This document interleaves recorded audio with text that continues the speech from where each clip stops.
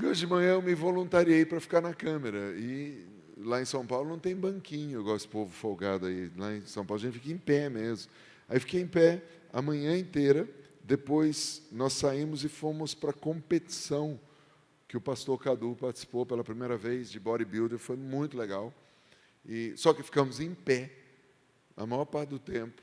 Até que na hora que ele foi aparecer, eu arranjei um jeito, me enfiei lá na frente para poder tirar foto. Prometi para ele e para a esposa dele que não ia pôr as fotos aqui. Tá? Depois você vê no meu Instagram. Mas foi muito legal. Ele ficou entre os 10 primeiros, a primeira vez que ele competiu, sendo que entre os 10 primeiros tinham 5 profissionais, tá? Federados, e ele é amador. Então foi muito bacana. E ele falou: pai, a coisa mais importante para mim não foi ficar entre os primeiros. A coisa mais importante para mim foram as 2 conexões que eu fiz lá dentro. O coach dele chama ele de pastor, porque ele é pastor. E ele estava conversando com um cara que competiu, cuja esposa está com câncer já em estado terminal. E o cara estava desesperado. E ele ministrando esperança para o cara, e falando: cara, se apegue em Deus, né? Podemos orar. E daqui a pouco o coach dele chega: pastor, e o cara: você é pastor? Ele falou: eu sou pastor. Não, mas você é pastor mesmo, é seu apelido. Ele falou: não, eu sou pastor. O cara pegou o Instagram, falou: olha meu Instagram, anota aí. O cara tem quase 400 mil seguidores. E falou: bicho, eu estou precisando de ajuda. Você não iria lá na UTI orar pela minha esposa? Você não iria na minha casa? Alguns minutos depois, um outro cara falou: meu, eu ouvi você falar que é pastor. Você é pastor mesmo? Ele falou: eu sou pastor. Por quê? Ele falou: eu fui expulso da igreja porque eu sou bodybuilder. O meu pastor disse que eu estava desviado. Será que eu podia visitar a sua igreja? Você podia orar por mim? Ele falou: pai, tudo que você profetizou está se cumprindo. Desde o primeiro dia que eu falei para o Cadu que ele deveria se dedicar mais para competir, o maior objetivo era esse: ele se tornar pastor dessa geração. Não é o prêmio, não é o dinheiro, não é a fama, mas é fazer Jesus famoso. Então eu estou muito feliz por isso, porque se cumpre parte do nosso chamado, do nosso apostolado, de cuidar de pessoas que cuidam de pessoas. Eu estou muito feliz mesmo, estou agradecido. E hoje é o 4º dia da festa de Hanukkah, e por acaso o número do Cadu era 4. Tá? E 4 fala de portas. E só tem um jeito de a gente abrir porta, diga: com chaves. Porque tem 2 maneiras de você, ou melhor, várias maneiras de você passar pela porta. Uma é arrombando, é o que os ladrões fazem. Outra é passando pela porta, a gente ainda faz um treinamento. Mas eu não garanto que se você tentar passar e quebrar o nariz, a culpa vai ser minha. Você pode tentar. Mas a outra é você tendo a chave. E a gente vai falar um pouco sobre chave. Porque essa é uma festa que ela deve ser celebrada. E ela marca a história de homens que creram e perseveraram, se posicionaram e avançaram, não ficaram parados. E um dos milagres de Hanukkah que mais se fala, talvez não seja o mais importante de todos. Porque se fala muito que o milagre de Hanukkah foi a multiplicação do óleo. E alguns rabinos dizem até que isso é um mito, que não é verdadeiro. Mas o maior milagre de Hanukkah não foi o milagre do óleo. O maior milagre de Hanukkah foi aquele bando de improváveis vencendo tantos guerreiros de Antíoco Epifânias. Aquele bando de trabalhador que não era nem guerreiro, vencendo não uma, não 2, mas 3 batalhas homéricas. Mas falando do óleo, eu poderia usar, talvez nesse mês de milagres, a história de 2 Reis 4, que fala da multiplicação do azeite na botija daquela mulher viúva que não tinha mais nada, ia perder os filhos. E eu estava tentado a dar mais um ponto de vista dessa história, quando o Senhor me chamou a atenção um capítulo antes. Porque todas as vezes que eu vou ler uma história, eu gosto de ler o contexto, ver de onde vem. E no capítulo anterior de 2 Reis, no capítulo 3, nós encontramos um outro milagre.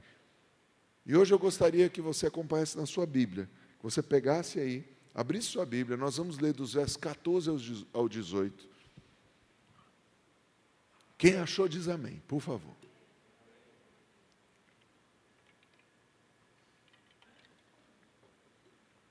Enquanto você está procurando, só para fazer uma pesquisa de auditório, quantos aqui sentem que o seu milagre está próximo, mas a porta está fechada ainda?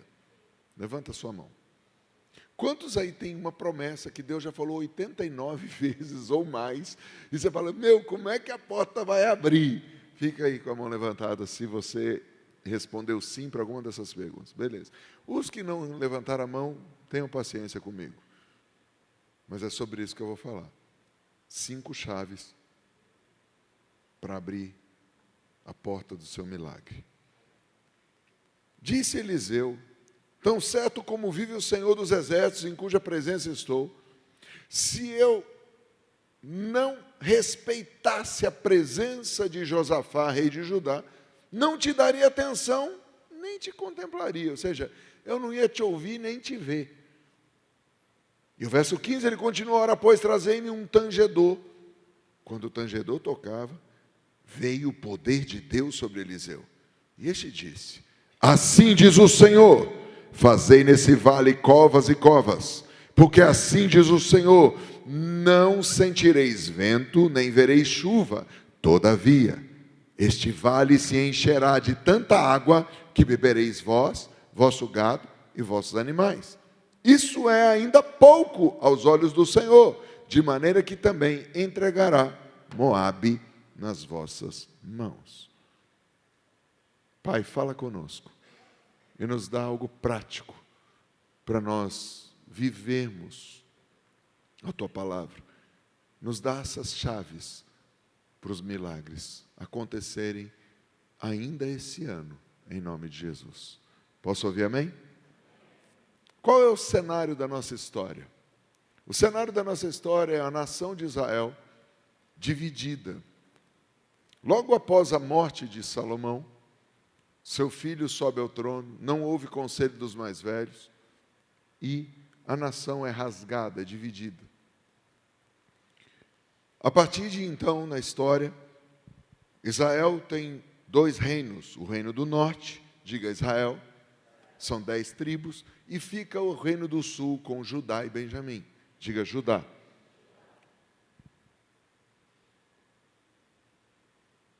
À medida que nós lemos o texto, e se você ler alguns versos antes, fica mais claro em entender. Acabe tinha sido rei de Israel, o marido daquela tal de Jezé. Já ouviu falar de Jezé? Quem tem sogra, quem tem alguém, sabe o que é Jezabel. Cara, é um espírito, não é uma pessoa. E pula nas pessoas. Mas o Acabe casou com essa mulher. E Acabe gera um filho chamado Jorão. E Jorão sobe ao trono logo depois que seu pai falece. E ele sobe no trono de Israel, 10 tribos, bem quando Josafá estava reinando já há 18 anos no sul, em Judá. Então pense, o sul está aqui, 2 tribos, tinha um rei chamado Josafá. No norte era Acabe, Acabe morre, Jorão se levanta no trono. Beleza. Ao se levantar no trono, começa uma revolta dos povos que eram subjugados por Acabe, dos povos que tinham sido massacrados por Jezabel. Ao perder a força da feitiçaria de Jezabel, ao perder a força do encantamento dos 850 profetas, que eram os 400 de Baal, mais os 450 de Jezabel, a coisa foi tomando um rumo onde alguns povos se levantaram contra e falaram, eu não vou mais pagar tributo. Eu não quero mais me submeter a vocês. E nesse momento, um povo chamado Moabita, diga Moabita, se levanta contra Israel e fala, eu não vou mais, não estou afim. E não só faz isso, mas se levanta em guerra contra. Deixa eu fazer uma pergunta para você. Você já ouviu dizer alguma vez de alguma história, de alguém que se separa do outro, mas não contente em se separar do outro, cria uma guerra contra o outro. Sim ou não? Porque se separar é normal, eu não quero estar mais com você, beleza, mas o problema é eu não quero estar com você, mas eu te persigo. Dois sócios se dividem, só que daí um fica tentando destruir o outro. Já ouviu falar nisso? É mais ou menos o que estava acontecendo. Moabe, não contente, resolve fazer guerra. E o ponto número 1 da nossa história está aqui. Seja humilde e peça ajuda. Porque foi o que Jorão fez. Jorão não tinha mais condições de lutar sozinho. Ele não tinha mais todo o poderio e o arsenal, como eu bem disse, do mundo espiritual, do dark side, das trevas. Então ele corre e pede ajuda para 2 povos. Ele pede ajuda para Edom e ele pede ajuda para Judá. 2 grandes inimigos. E é interessante que, apesar de divididos, os 2 vêm e aceitam ajuda. Tem muita gente que tem se perdido e perdido batalhas e não tem conseguido avançar e ter portas abertas porque não pede ajuda. Quais os motivos de nós não pedirmos ajuda? Vai incomodar, eu não vou te pedir ajuda. Quem aqui já chegou para um amigo e falou, por que você não me pediu ajuda antes? Levante sua mão. Por que você não ligou para mim? Eu tinha isso para te emprestar, eu podia te ajudar. Não, eu achei que ia te incomodar. Segundo medo que dá da gente pedir ajuda, mas vai que a pessoa não me ajuda. Ei, repita depois de mim, o não, eu já tenho. Se a pessoa me disser, não mudou nada o meu status, é o mesmo. Digamos que você precisa de uma roda de bicicleta, você não tem a roda de bicicleta. E você pede para o Robson, e o Robson diz, não tenho. Mudou alguma coisa? Não. E se o Robson falar, tenho, mas não vou te emprestar? Não mudou nada também. Você não pode nem se ofender com ele não é obrigado a te emprestar nada. Agora, o maior problema e a raiz de não pedirmos ajuda, não é porque o outro não vai atender, não é porque eu sou muito educado, é porque eu sou orgulhoso.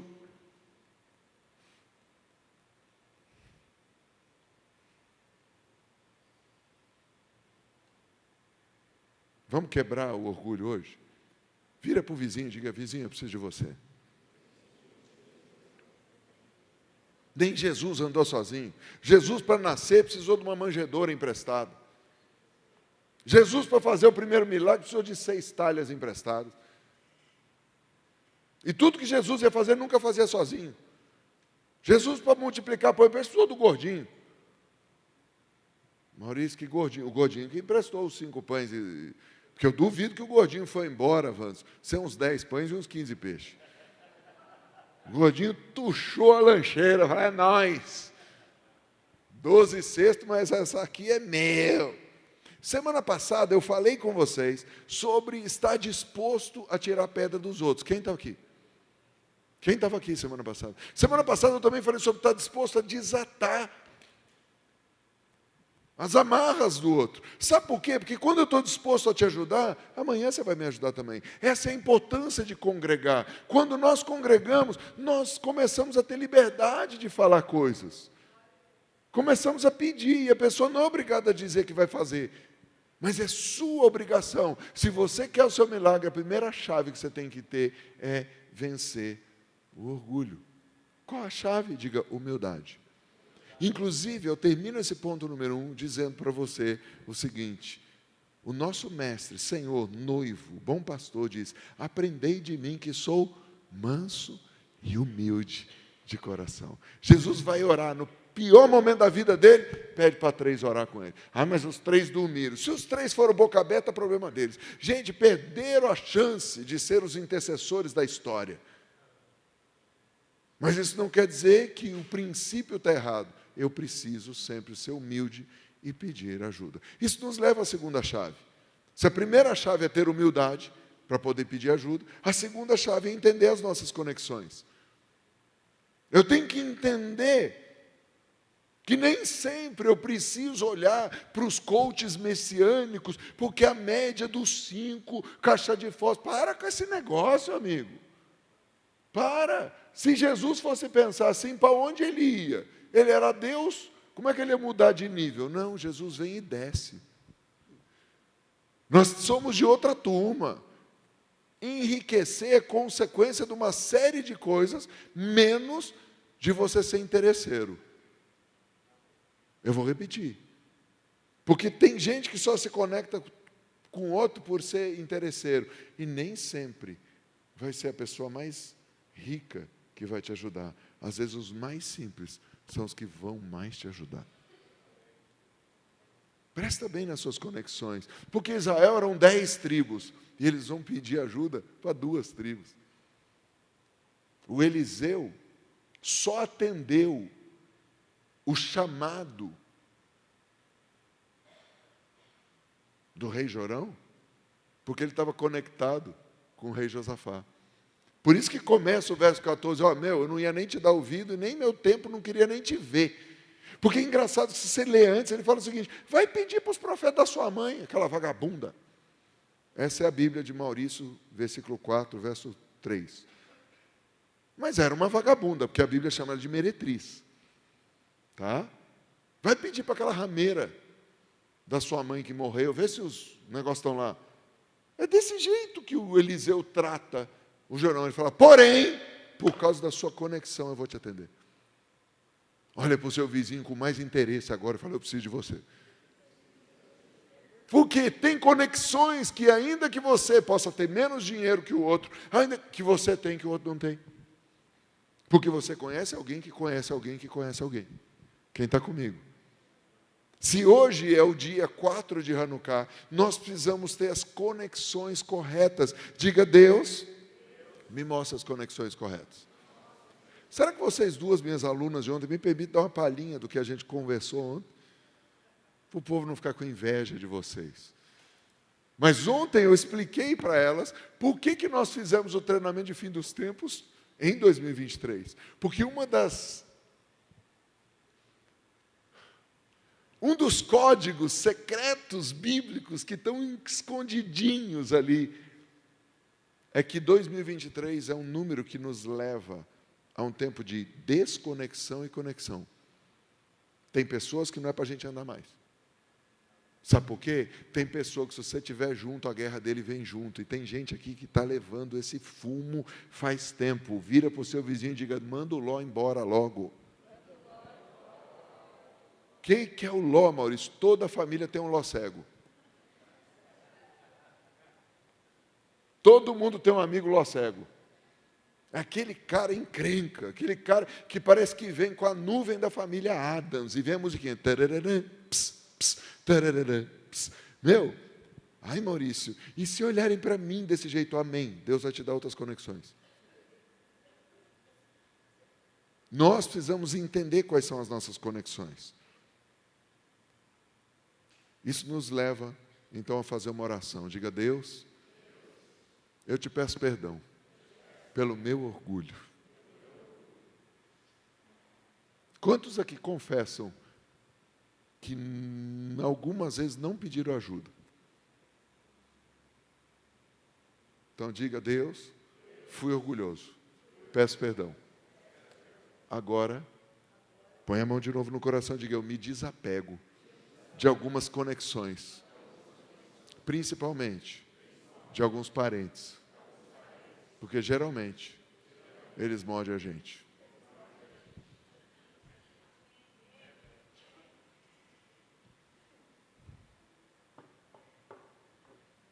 Isso nos leva à terceira chave.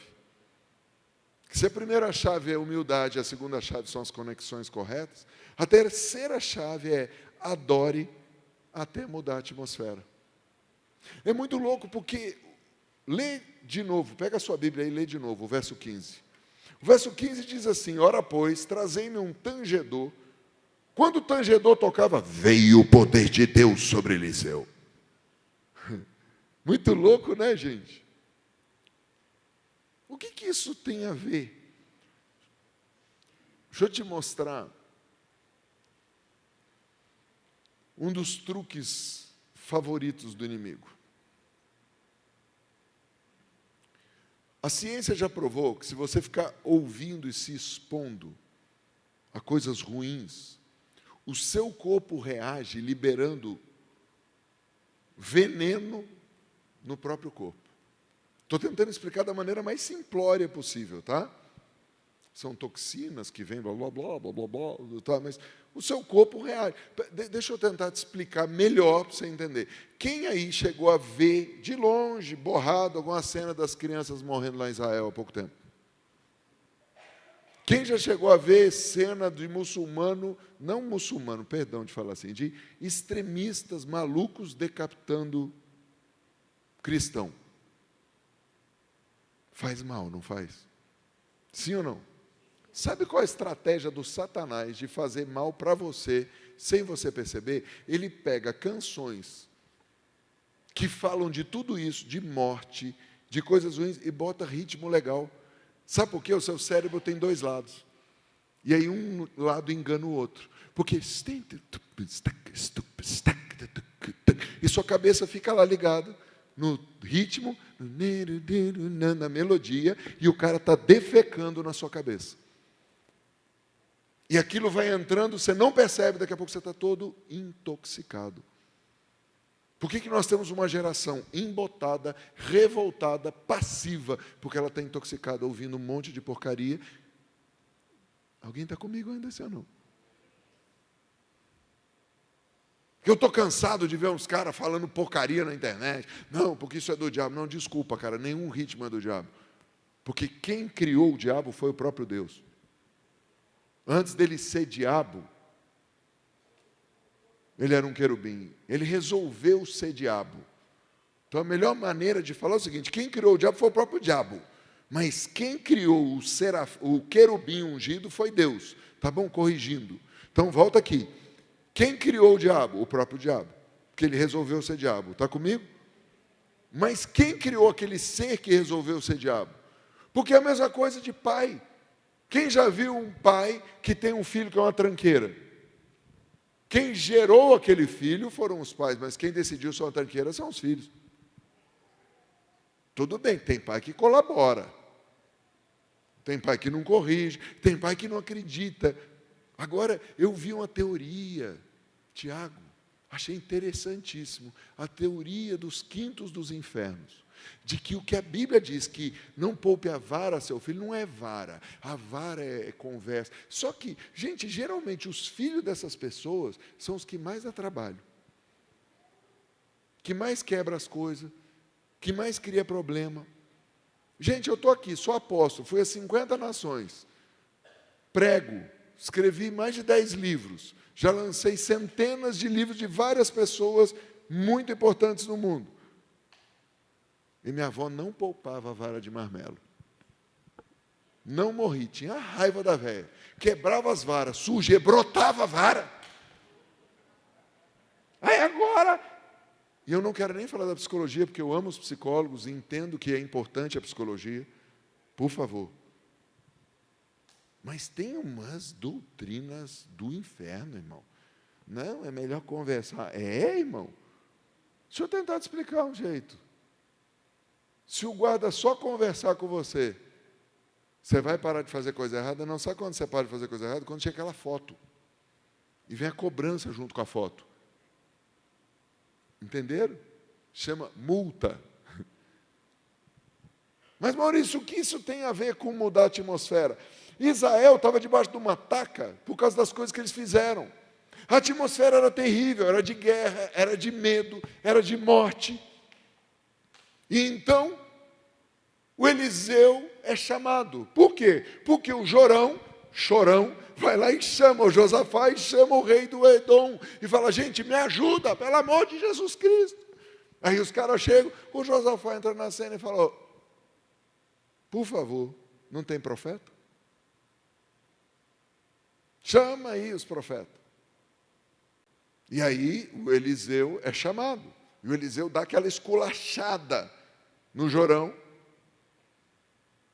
Mas o Eliseu chega na cena, a atmosfera está ruim. Pastora Ana Paula já bem falou isso. Tem gente que vai entrar na presença de Deus, tem gente que vive na presença de Deus. Mas espera aí, aí, o profeta não vivia na presença de Deus? Vivia. Só que a atmosfera do lugar estava tão pesada que a única coisa que o Wi-Fi dele podia pegar era morte, derrota, tristeza. Quem já entrou num lugar que você se sente mal? Você entrou bem, sai com dor de cabeça. Você entrou feliz, sai oprimido. Você entrou ruim, sai deprimido. Você fala, meu Deus, o que aconteceu? Vamos tomar banho de arruda. Fazer um descarrego. Que desgraça foi essa? Dá 7 pulos, 4 voltas, levanta a cabeça, faz um negócio. E o Eliseu chega nesse climão. Então o Eliseu fala assim, ó, chama um tocador aí. Chama um cara. Porque você tem que entender que a atmosfera de Israel estava debaixo, ainda que a Jezabel, ser humano, tivesse morrido, a atmosfera era aquela de Jezabel. E a adoração muda a atmosfera. A adoração muda a atmosfera. Espera aí, vamos tentar entender isso aqui. A guerra era contra os moabitas. Quem eram os moabitas? Diga, parente. Ah, não, pastor, moabita não é parente. Lógico que é. Lógico que é. Vai ver de onde surgem os moabitas. Espera aí. Israel e Ismael, os dois são filhos de quem? Israel e Ismael, os dois são filhos ou descendentes de quem? De Abraão. Abraão era parente de quem? De Ló. Ló está lá em Sodoma e Gomorra. A mulher do Ló vira pedra. As filhas do Ló pegam o Ló. Incesto. Aí tem um filho que dá origem aos moabitas. O Ló era parente de Abraão. Então era parente, distante. Não diz para você que parente morde a gente? Está lá na Bíblia. É o parente. Aquela guerra de família. Aquela briga. Ai, pastor, nem fale, eu acho que eu nem vou no Natal esse ano, meu Deus. Todo mundo tem um parente que a gente ora para não ir no Natal. Para não ir na festa da avó. Ou é bêbado, ou é drogado, ou é desacertado, ou é amargurado. Sabe aquelas pessoas que dizem, tudo bem, bem para você. Você fala, meu Deus, chegou o encosto. Jesus, estava bom demais para ser verdade. Eu não vou pedir para você levantar a mão, vai que seu parente está assistindo na internet e vê isso aí. Vai ser motivo de falar de mim. Né? Já basta as minhas guerras com os meus parentes, vai ter os seus parentes, cada um com seus parentes. Está lá em Gênesis 19, para quem é curioso, Gênesis 19, de 30 em diante, fala desse incestozinho lá da filha do Ló. Bem, mas todo mundo aqui já teve aquele climão ruim na família. Todo mundo aqui já teve aquele climão. E, geralmente, quando nós estamos precisando do milagre, o clima não está bom. Quantos concordam comigo? Porque uma coisa é o milagre acontecer. Então, pensa comigo, você está lá na festa, nas bodas de Caná, você nem sabe que acabou o vinho, vem um outro vinho melhor. Pô, aconteceu. Para você nem é milagre aquilo. O milagre foi para o noivo, para a noiva, para os pais dos noivos. Isso foi milagre. Para o cara que devia ter comprado e não comprou, o MC da festa, o mestre de cerimônia, sei lá o que fosse. Ou seja, quando eu preciso de um milagre, o clima está ruim. Como que eu mudo? Primeiro, sendo humilde. Segundo, tendo as conexões corretas. Terceiro, porque volta para as bodas de Caná. Nas bodas de Caná, alguém teve que ter humildade de pedir. Nas bodas de Caná, alguém se conectou e convidou Maria, o filho, com os 12 barbudinhos. Não reclame dos penetras da festa, porque às vezes os penetras da festa são os que vão resolver teu problema.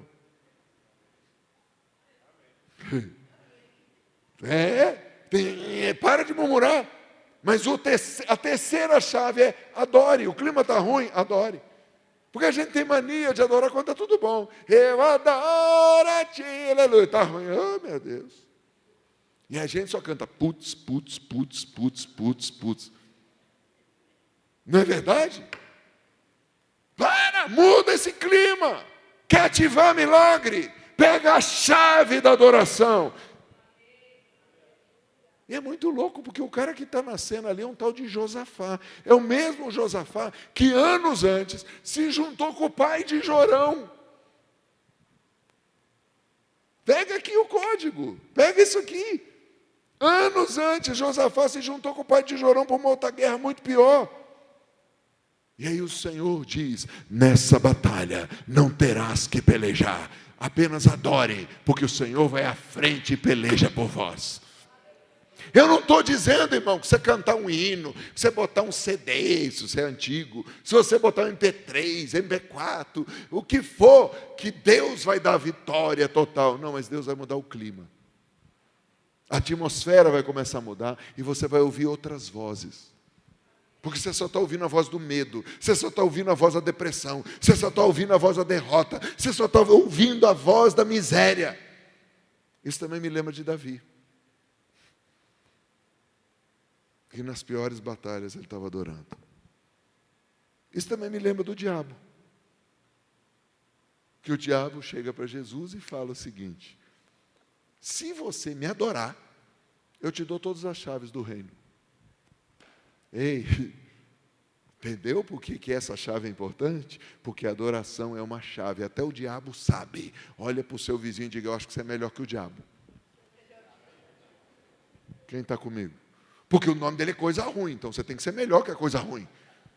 Você não pode ser coisa pior. Posso ouvir amém? Quer ativar milagre? Pega a chave da adoração, começa de manhã adorando. Já bota o cântico lá. Ontem nós passamos às 6 horas e a cada aula uma adoração. Foi ou não foi? Cada aula. Por quê? A minha esposa falou um negócio. Tem uma canção que ela não aguenta mais ouvir. Que ruja o leão.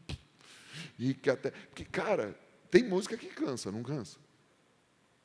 Mas ela falou: eu adorei ontem de outra maneira, porque eu tive entendimento. Porque uma coisa é você cantar, outra coisa é você adorar com entendimento. Para vocês duas, fez sentido? Só ir no velho. É verdade ou não foi? Mas com entendimento faz a diferença. Adore com entendimento. Faça uma playlist e comece a adorar. Ah, pastor, lá no meu trabalho não dá para adorar. Dá. Já ouviu falar de fone de ouvido? Já ouviu falar de WC? E não é Vanderlei Cardoso.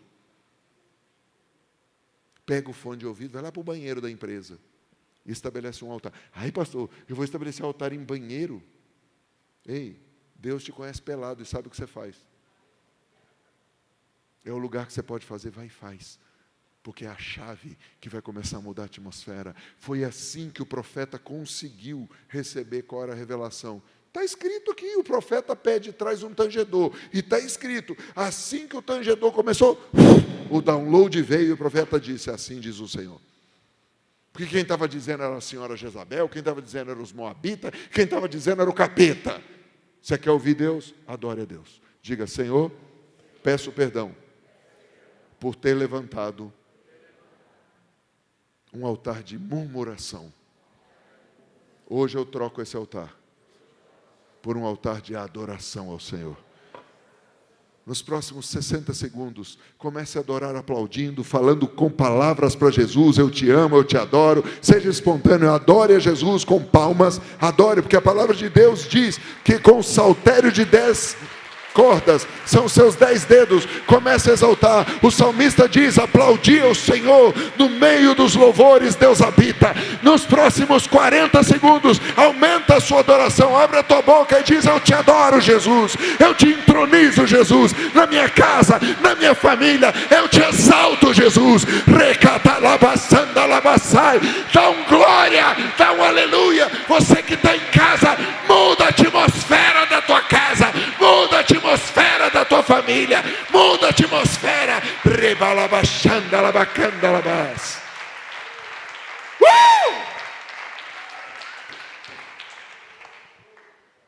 Muda a atmosfera. É verdade ou não é? Quarta chave: siga a direção profética.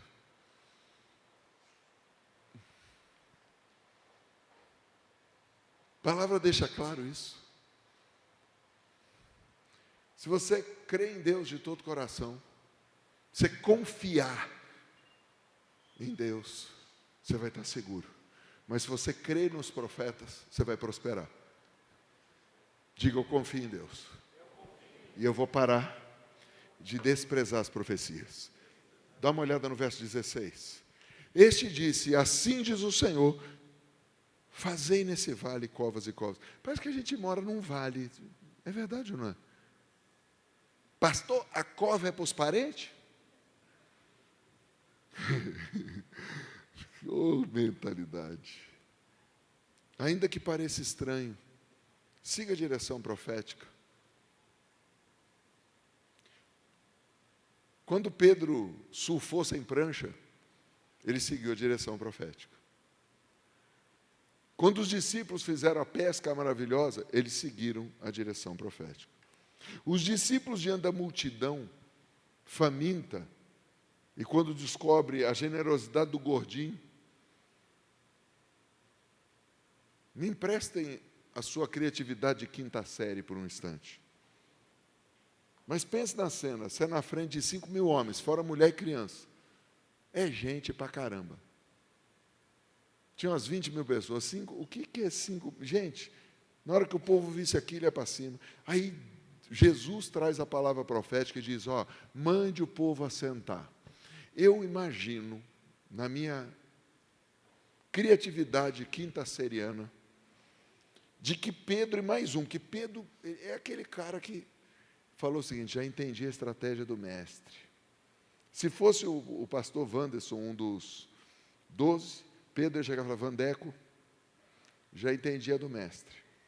Aí o Wanderson pergunta: qual foi? Ele falou: bota os caras sentados, na hora que o último sentar a gente corre, tem vantagem.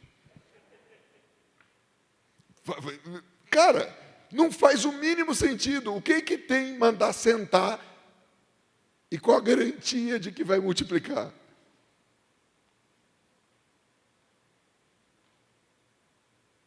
O que tem mandar encher 6 talhas, que era para um negócio, para fazer outro? Semana passada, eu te ensinei como você para de bloquear os seus milagres. Lembra disso, sim ou não?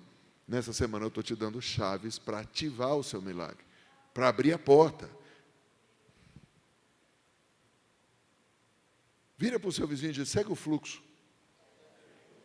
Que fluxo? Profético, irmão. Segue o fluxo profético. Tem uma promessa na sua vida, tem uma palavra na sua vida. Segue aquilo que Deus mandou.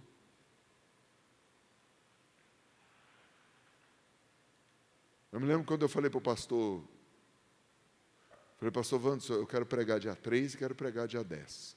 Minha esposa perguntou: você tem certeza disso? São os 2 piores finais de semana do ano para a gente, em termos de agenda. Eu demorei uns 40 minutos para tirar o sebo do pastor Cadu. Você já viu que todo mundo é moreno, dos caras que faz bodybuilding, porque eles se pintam. Ele me encostou, eu fiquei assim: meu Deus, te amo, mas nem tanto. Porque ele é uma coisa, eu não estou ali, não ganhei nada. Não... Gente, dá até dor de barriga de pensar. Dá dó nos caras, dá cãibra nos caras. E ele lá, e eu lavando aquilo, sai aquele negócio, parece ferrugem.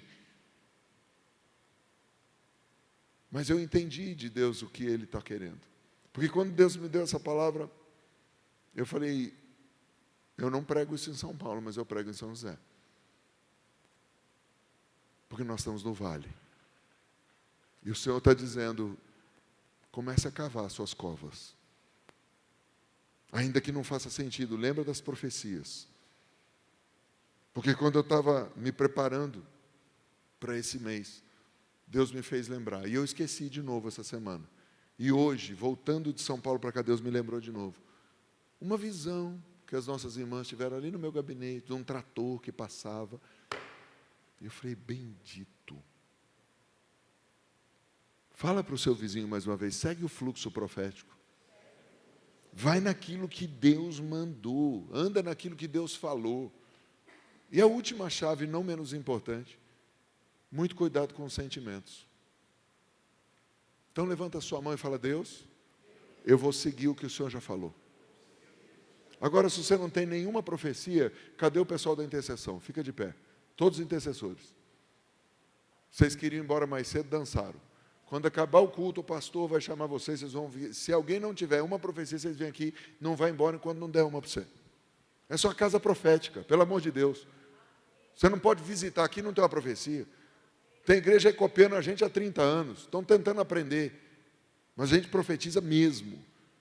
Pô, quem é você na fila do pão para falar isso? Eu sou o cara que disse que os Estados Unidos ia queimar 2 vezes. Caíram 2 torres. Isso foi em 2001. Eu sou o cara que avisei que Deus ia julgar de novo. Em 2008, quebrou a bolha, ou explodiu a bolha imobiliária nos Estados Unidos. Eu sei quem sou eu sei o que eu tenho treinado. E aqui tem uma equipe profética. Muitas pessoas eu mando vir para cá. Então, se você não tem uma palavra profética, entra na fila que você vai sair com uma hoje. Você vai andar nela e os teus milagres vão começar a acontecer. Obrigado. Então, vocês todos, ai do que foi embora. Vai ter hemorroida se for embora e não vier aqui. Desafio profético. E ainda vai ter que trazer oferta em ouro. Hein? Vai que o pastor Vaga começa a orar para você não vir.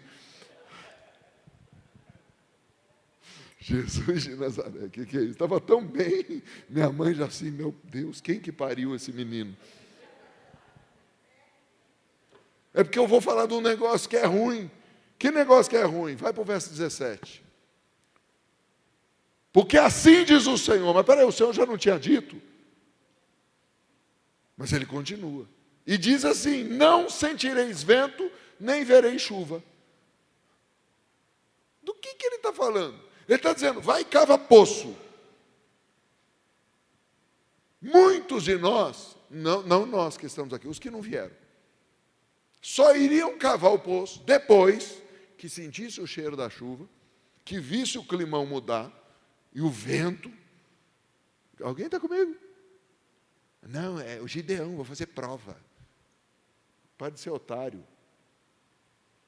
Faz prova não, Deus falou, acredita. Acredita. Acredita, faz pelo que Deus falou que vai dar certo. Faz do jeito que Deus mandou que vai dar certo. O mundo não vai entender. Mas cuidado com os seus sentimentos. Por isso o profeta alerta, não sentireis, nem vereis. Ou seja, eu falei isso semana passada, eu estou batendo de novo na mesma tecla. Cuidado com o teu racional, cuidado com o teu emocional. No natural não vai parecer que vai dar certo. Não está nem com cara de chuva. Cuidado com os sentimentos, porque eles podem boicotar o teu milagre.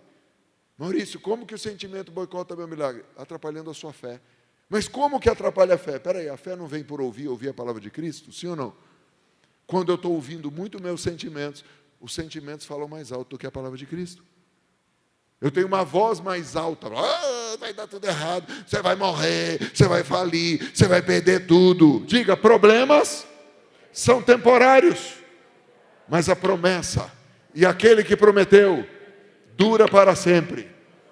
Problemas são temporários, mas o que me prometeu é o eterno. Você pode aplaudir o nosso Deus eterno?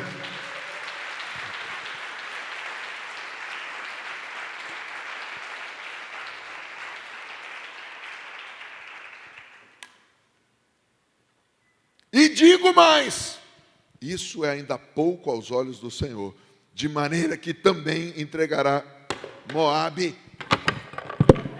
nas suas mãos. Olha para o seu vizinho e diga, vai ter terremoto. O chão vai tremer. O Senhor vai esculachar com os meus inimigos. Deus não está dizendo, eu só vou dar solução. Ele está dizendo, agora eu comprei tua briga. Sabe por quê? Um dos títulos que Deus mais ama ser chamado é pai. Quem é o pai que gosta de ver o filho apanhar? Quem é o pai que gosta de ver o filho sofrer?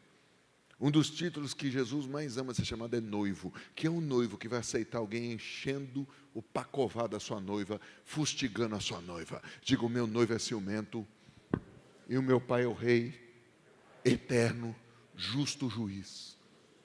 Se você tomar cuidado com os seus sentimentos, essa chave não é para abrir, é para fechar. Põe a mão no teu coração e diga, eu fecho a porta do meu coração para todo sentimento que não venha de Deus. Eu fecho a porta das minhas emoções para toda influência maligna. Ainda que lá fora esteja um vendaval, aqui dentro mora o príncipe da paz. Você pode aplaudir a Jesus, o príncipe da paz?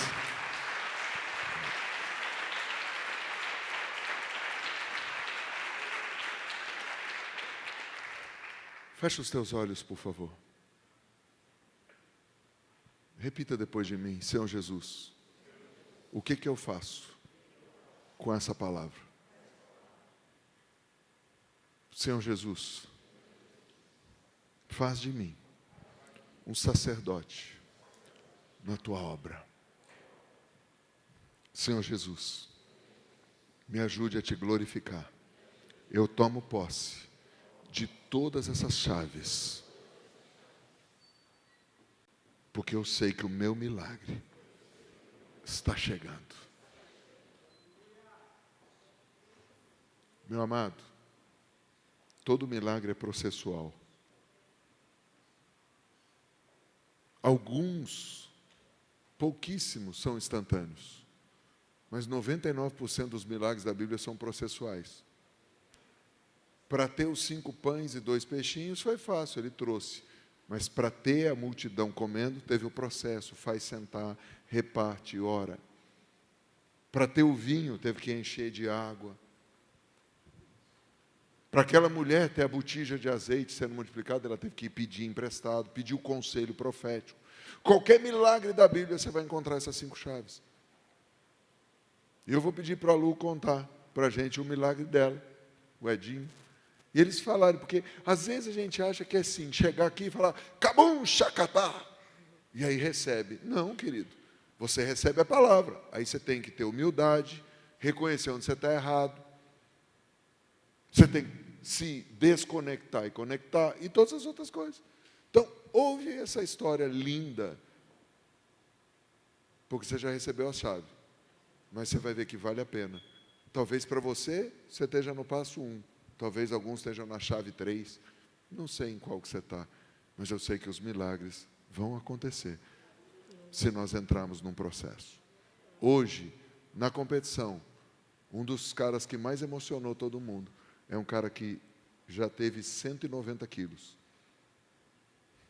e estava lá com 90 e poucos, 100 quilos, e ele chorou.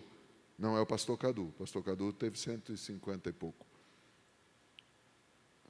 E é interessante, não foi do dia para a noite, foi um processo de superação e mudança.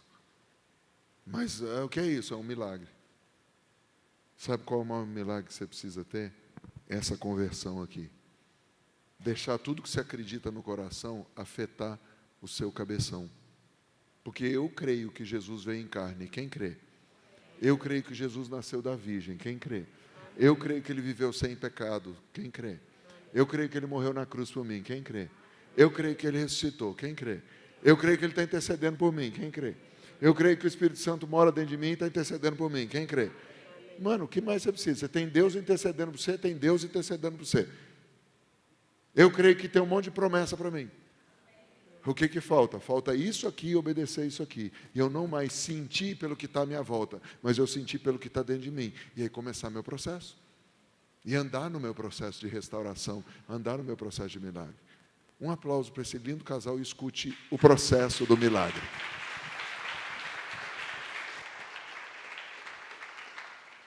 Shalom. Eu vou tentar ser bem rápida com tudo que aconteceu na nossa vida. Antes da gente entrar aqui, a gente tinha uma adega e a gente entramos em falência. Aí só tinha dívidas. Perdemos tudo. Perdemos casa, carro, caminhão, tudo. Só sobrou dívida para a gente. Aí eu estava conversando com Deus, eu falei, o dia que eu perder tudo isso aqui, eu vou procurar uma igreja, porque eu era católica, e eu não ia na missa. Aí foi aí que me apresentaram essa igreja. Desde o primeiro dia que eu vim, eu me apaixonei por aqui. Veio eu e a Renata, a minha filha. Aí eu chegava em casa e eu falava, nossa, Edinho, o culto hoje foi para mim. Sempre era para mim. Hoje o culto foi para mim. Aí vinha eu e a Renata, sexta e domingo. Só nós duas. E as meninas, né? As pequenininhas, que agora já estão tudo moça. Aí teve um dia que eu falei para o Edinho, Não, eu estava me arrumando, daqui a pouco o Edinho se arrumando também, né? Aí eu falei assim, onde você vai? Ele falou, não, vou com vocês também.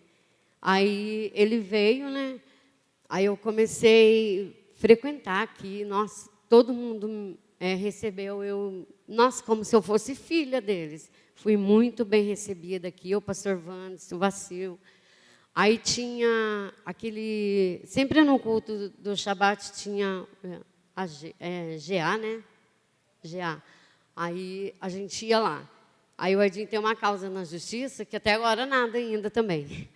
Aí eu falava assim, vamos entrar. Aí o pastor Vacilo, causa na justiça, é aqui, nós ia. Aí teve um dia que eu peguei, saúde, é aqui. Aí teve um dia que eu falei assim, aí o pastor falou assim, porta de emprego. Aí eu peguei e fui.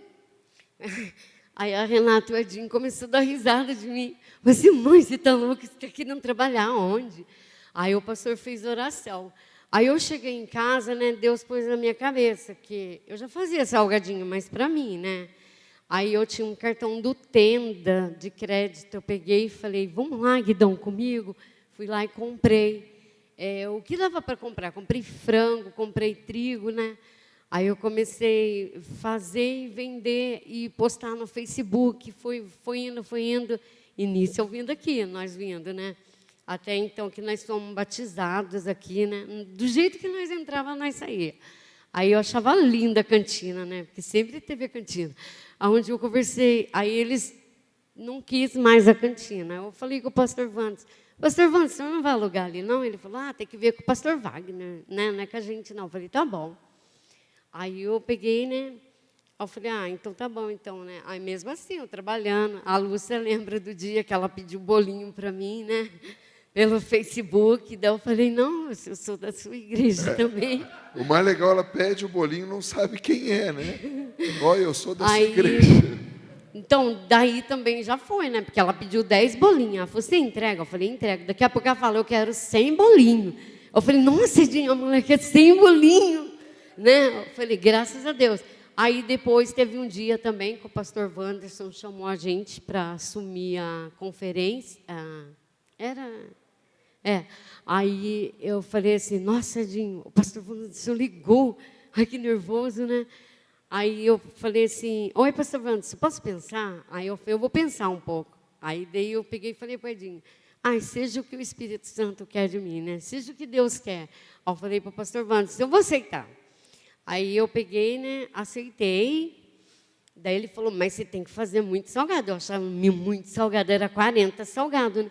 Daqui a pouco ele fala, é para mais de 300 pessoas. Eu falei, nossa, e agora? Aí eu peguei e vim, né, fiz. Eu comprei salgado de um homem para ajudar, porque o pessoal daqui era chique.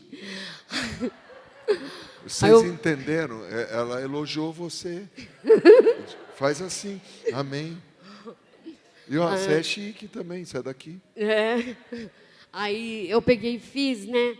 Só que daí, aí o pastor Wanderson, deu certo, né? A gente trabalhamos 3 dias, o pastor Wanderson falou, você quer saber de uma coisa? Quer assumir a cantina? Pode assumir. Eu falei, tá bom. Aí eu comecei a ver o salgado do homem, eu não acertava o salgado do homem. Uma hora estava cru, uma hora estava muito assado. Aí eu comecei a fazer. Foi a hora que Deus abençoou, né? Que todo mundo aqui começou a comprar o meu salgado, todo mundo gostou, né? Esse foi o que me ajudou. Nossa, eu saí da falência mesmo. Porque daí em casa também eu vendia as coisas, né? Eu tenho meu delivery hoje.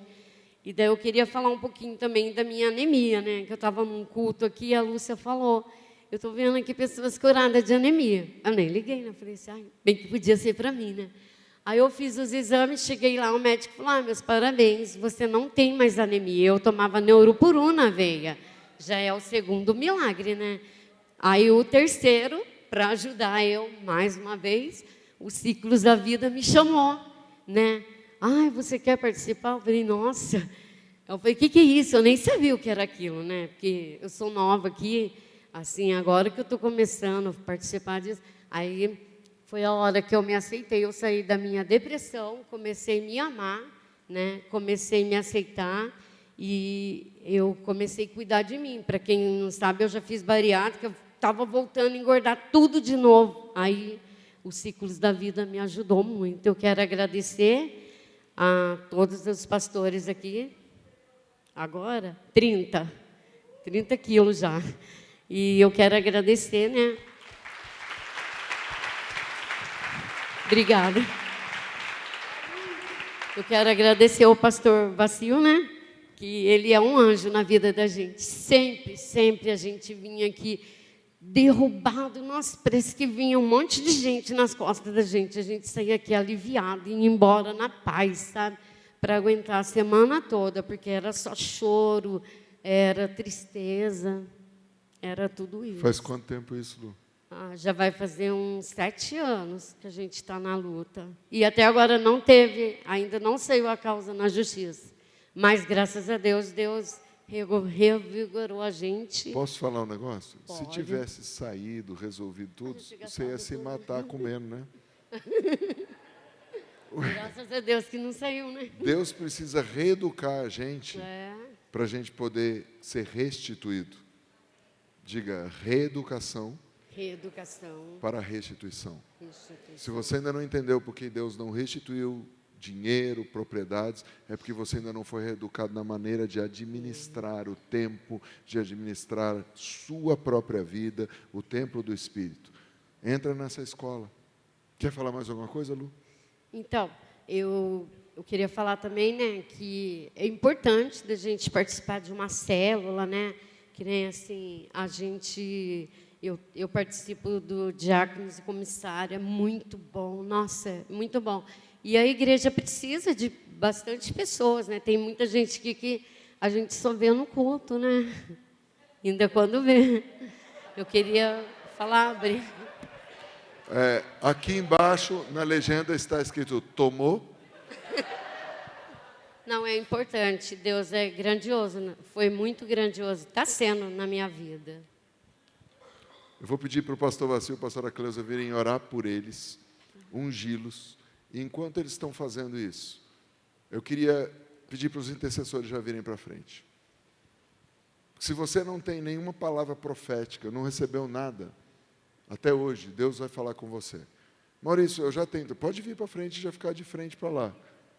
Tá? Oi? Agora, Maurício, eu já tenho, sou faminha, quero mais uma. Pode vir. Porque nós vamos fazer um ato profético agora. Não só de receber uma palavra quem não tem, mas de ativar as palavras que já existem. Se você estava desanimado, você estava cansado, quem nunca sentiu esse sentimento de, talvez não falência financeira, mas uma falência emocional, física, no casamento, e achando, vai acabar tudo? Vai não. Se você ainda está vivo, há esperança. Se você ainda está vivo, há esperança para você. Eu queria convidar cada um. Se você precisa de uma oração, você vem. Se você não precisa de oração, mas eu queria só uma confirmação, vem. Mas nos próximos 5 a 10 minutos nós vamos adorar, usando a chave número 3. Porque a atmosfera vai mudar e você vai levar essa atmosfera para a tua casa e vai continuar esse altar de adoração. E eu queria, junto com você, selar isso como oferta, mas eu também tenho um testemunho para dar. Na nossa conferência, havia um número que faltava para cobrir a conferência. E eu fui com a minha esposa para o gasofilácio. A gente não tinha o dízimo daquele número para dar. E eu vi minha esposa chorando, eu falei, você está chorando por quê? E ela nem olhou para mim, ela falou, Deus, eu ainda vou trazer um dízimo e uma oferta desse valor para o Senhor. Entre sexta e hoje, o que nós estamos ofertando, e o pastor Wagner sabe disso, e o que nós estamos dizimando, é maior do que aquilo que ela tinha falado. Quando foi a nossa conferência? 40 dias atrás. E minha mãe soltou uma palavra sexta-feira. Quinta-feira. Se os milagres começaram para o presidente, o óleo desce. Vai chegar em você. Em outras palavras, vira para o seu vizinho e diga, vai chover na sua horta. E é só o começo. É só o começo. Porque o Senhor diz mais: eu não só vou encher esses poços de água, porque Israel estava sitiado sem água. Você quer vencer uma guerra? Tira o suprimento do inimigo. Os moabitas tinham tirado e cortado todas as fontes. E o Senhor disse: tá bom, não vai ter fonte. Cava, porque eu vou fazer chover. E não fica preocupado que não tem nuvem no céu, você não vai sentir nada. Mas eu vou fazer, e não só isso, eu vou dar cabo dos teus inimigos. É com esse clima de Hanukkah. Porque uma das chaves de Hanukkah foi adorar. Inclusive, um dos nomes dos filhos, Yehuda, Judá. Matitiahu, Mateus, que era o pai, tinha 5 filhos, um deles se chamava Judá, que é o adorador guerreiro. Eles não sabiam usar espada, lança, mas eles sabiam adorar. Adore ao Senhor. Mas eu não canto como fulano, não toco como Beltrano. Deus não está nem aí se você canta ou você toca. Deus está aí se o teu coração entroniza Ele. Eu convido você a ficar de pé agora. Eu convido você que está em casa a pegar esse QR Code e fazer uma oferta profética do primeiro dia da sua virada. Eu não estou falando de virada de 2024, não. Estou falando de uma virada de jogo. Você não é um falido, você não é um derrotado, você não é um abandonado. Você é um filho amado. E o Senhor te ama e o Senhor está dizendo: ei, começa a andar na minha palavra profética, porque eu vou fazer chover e vou me vingar dos teus inimigos. Se você precisa de oração, venha. Se não precisa de oração, venha. Eles vão profetizar. Todo mundo está ativado aqui para profetizar sobre a tua semente, profetizar sobre a tua vida. E depois vocês, intercessores, ofertem também. Vamos adorar o Senhor. Vamos adorar o Senhor.